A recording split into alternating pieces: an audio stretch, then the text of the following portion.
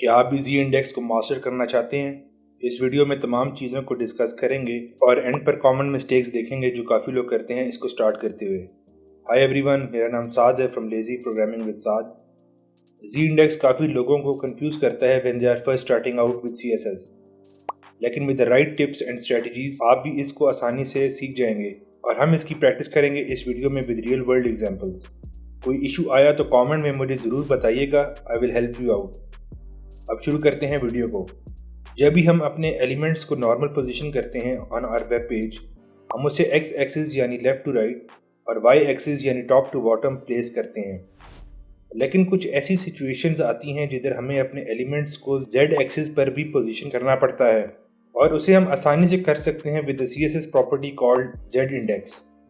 लेकिन before we start with the real world examples, कुछ important चीज़ें समझ लें जिससे आपको कॉन्सेप्ट अंडरस्टैंड हो जाए so you don't do the wrong things. अभी के लिए मैं एक सिंपल सी बॉक्स एग्जांपल से समझाता हूँ कॉन्सेप्ट। बॉक्सेस दमसेल्व्स के ऊपर कोई डिस्प्ले फ्लैग्स नहीं लगाया मैंने, ऑल्दो बॉडी के ऊपर डिस्प्ले फ्लैग्स लगा हुआ है to bring the boxes to the centre. Z index तमाम elements whether you put the value और नॉट उन एलिमेंट्स पर बाय डिफॉल्ट ऑटो की वैल्यू सेट होती है। अगर मैं अपने हर बॉक्स पर जेड इंडेक्स की वैल्यू लगाऊं ऑटो, तो ये वैसे ही बिहेव करेंगे जैसे नॉर्मल बिहेव कर रहे हैं और जो ऑटो वैल्यू है वो इक्वल होती है हमारी जीरो वैल्यू के, and this zero is going to define the starting point from the y axis. तो अगर हमने किसी चीज़ को किसी के ऊपर लेके जाना है तो हम इस वैल्यू को पॉजिटिव नंबर देंगे, और अगर हमने किसी एलिमेंट को किसी और एलिमेंट के नीचे लेके जाना है तो उसको हम वैल्यू देंगे किसी कम नंबर से या नेगेटिव नंबर से। यानी अगर एक वैल्यू है 2 और दूसरे एलिमेंट की वैल्यू है 1, तो सेकंड वैल्यू वाला एलिमेंट ऊपर आएगा और एक वैल्यू वाला एलिमेंट उसके नीचे। लेकिन इधर आती है मेजर मिस्टेक जो लोग करते हैं, और वो है कि ये जेड इंडेक्स एलिमेंट्स पर लगाते हैं जिनके ऊपर कोई पोजीशन प्रॉपर्टी नहीं लगी हुई, यानी position relative absolute sticky and fixed पर जेड इंडेक्स की वैल्यू एक्टिवेट होगी। अगर आप लोगों ने 7 मिनट्स के अंदर सारी CSS पोजीशनिंग सीखनी है तो उस वीडियो का लिंक मैं इधर कार्ड्स पर और डिस्क्रिप्शन में दे दूंगा। तो अगर मैं अभी इन तमाम बॉक्सेस पर जेड इंडेक्स लगा भी दूं तो कोई फ़र्क नहीं पड़ने वाला। अब मैं चाहता हूं कि हमारे बॉक्सेस एक दूसरे के ऊपर आ जाएं to showcase how z index works in an example before we go and see real world applications. मैं अगर चेकलिस्ट बनाऊं कि जेड इंडेक्स को एक्टिवेट करने के लिए हमें क्या चाहिए, तो पहली वैल्यू जो हमने लगानी है वो है पोजीशन की। मैंने इन तमाम बॉक्सेस को एक ही क्लास दी हुई है कॉल्ड बॉक्स, जिसके ऊपर स्टाइलिंग सेम है। तो इधर मैं सब बॉक्सेस को देता हूँ पोजीशन एब्सोल्यूट। पोजीशन एब्सोल्यूट से हमारे तीनों एलिमेंट्स नॉर्मल ब्राउज़र के व्यू से हट गए हैं और वो top left most of their parent element चले गए हैं। चूँकि मैंने अपने कंटेनर की क्लास को रिलेटिव लगाया है, तो हमारे बॉक्सेस इस कंटेनर को अपना पॉइंट ऑफ रेफरेंस कंसिडर करेंगे और इस कंटेनर के टॉप लेफ्ट मोस्ट साइड पर चले जाएंगे। अगर मैं विजुअली दिखाऊं आप लोगों को, तो हमारी बॉडी का बॉर्डर है ये जो सारी स्क्रीन कवर कर रहा है, और हमारी कंटेनर का बॉर्डर है ये जो सेंटर में है। And according to the rules of position absolute and relative, हमारे बॉक्सेस ने अपनी पोजीशन इस कंटेनर के टॉप लेफ्ट मोस्ट साइड पर अलाइन कर लिया है अपने आप को। नेक्स्ट चीज़ आएगी कि इनको इसी कंटेनर के अराउंड मूव करवाना है, और वो हम करवाते हैं टॉप लेफ्ट बॉटम या राइट की वैल्यूज देकर। जस्ट लाइक जेड इंडेक्स, हम टॉप लेफ्ट राइट या बॉटम की वैल्यू सिर्फ उन पर लगाते हैं जिनकी पोजीशन स्टैटिक से कोई और वैल्यू हो। स्टैटिक पोजीशन पर ये वैल्यूज नहीं लग सकती। नाउ मैं एक एक बॉक्स को उसकी अपनी टॉप लेफ्ट वाली वैल्यूज दे देता हूँ, लेकिन जेड इंडेक्स अभी नहीं लगाता। लेकिन अभी अगर आप ब्राउज़र पर देखें तो हमारे आइटम्स कुछ इस तरह से अलाइन हो रहे हैं। ऑल्दो ये अच्छा इफेक्ट है, लेकिन ये अपने HTML स्ट्रक्चर के मुताबिक डिस्प्ले हो रहे हैं। इनका अगर ऑर्डर चेंज करना हो कि कौन से एलिमेंट सबसे ऊपर आएँ, तो वो हम करते हैं जेड इंडेक्स से। So if I want to bring the red element to the top, मैं उसकी जेड इंडेक्स वैल्यू इन दो बॉक्सेस से ज़्यादा दे दूंगा, यानी इसको मैं दे देता हूँ 3। फिर मैं चाहता हूँ कि ब्लू वाला एलिमेंट ऊपर आए, तो उसका मैं जेड इंडेक्स दे देता हूँ 2, और ग्रीन एलिमेंट को सबसे पीछे ले जाते हैं विद जेड इंडेक्स ऑफ 1। तो ये है हमारी बेसिक्स ऑफ जेड इंडेक्स कि जेड इंडेक्स क्या है, वो कैसे काम करता है, और अब हम देखते हैं इसका रियल वर्ल्ड यूज़।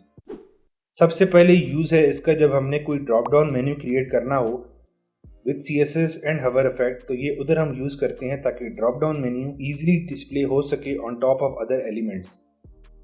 जैसा अभी आपके सामने है, मैंने इस पर बेसिक हेडिंग स्टाइलिंग ऑलरेडी कर दी हुई है ताकि आपका वक्त ज़ाया ना हो। तो इधर मेन कॉन्सेप्ट आता है कि Z इंडेक्स हम कैसे इस्तेमाल कर सकते हैं। अभी हमने ये सर्विस 1, सर्विस 2 और सर्विस 3 को ड्रॉप डाउन मेन्यू में कन्वर्ट करना है।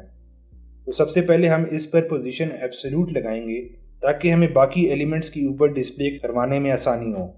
ये याद रखें कि हमने ऑलरेडी पोजीशन रिलेटिव की क्लास लगाई हुई है ताकि पोजीशन एब्सोल्यूट को पॉइंट ऑफ रेफरेंस मिल जाए टू पोजीशन इटसेल्फ, और इसको फिर हम Z इंडेक्स दे देंगे 2 का ताकि ये बाकी एलिमेंट्स के डिफ़ॉल्ट इंडेक्स जो 0 होता है उससे ज़्यादा रहे। लेकिन इस बात का ख़ास ख्याल रखें कि पोजीशन एब्सोल्यूट या Z इंडेक्स सिर्फ उन चीज़ों पर लगाएं जिनको इसकी ज़रूरत है। जिनको ज़रूरत नहीं है उनको लगाने की ज़रूरत नहीं है, as not everything needs to have a higher Z index. अब हम इसको डिस्प्ले नन दे देंगे और लेफ़्ट से अलाइन कर देंगे ताकि लेफ़्ट मोस्ट साइड से स्टार्ट हो, और ये हवर स्टेट इसकी एक्टिव कर देंगे और हमारा drop down menu will behave just fine. अगली एग्जांपल आती है हमारी मॉडल की। जब भी हम किसी बटन क्लिक के ऊपर कोई विंडो में मॉडल ओपन करवाना चाहते हैं तो उधर हमारी Z इंडेक्स बहुत मदद करती है, बिकॉज मॉडल एक पॉपअप बॉक्स की तरह ओपन होता है और हम चाहते हैं कि हमारा ये तमाम एलिमेंट्स के ऊपर आए, ना कि एलिमेंट्स के अंदर फंसा रहे। तो इस एग्जांपल के लिए मैं जावास्क्रिप्ट का यूज़ करूँगा।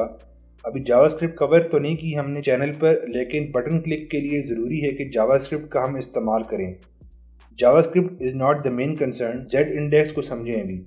अब सबसे पहले स्टाइलिंग आएगी वो है कि बटन क्लिक पर एक डार्क सा बैकग्राउंड क्रिएट हो जाए जिससे हमारा बॉक्स हाईलाइट होगा। तो उसके लिए हम स्टार्ट में डिस्प्ले रखेंगे नन का, पोजीशन इसकी रखेंगे फिक्स्ड।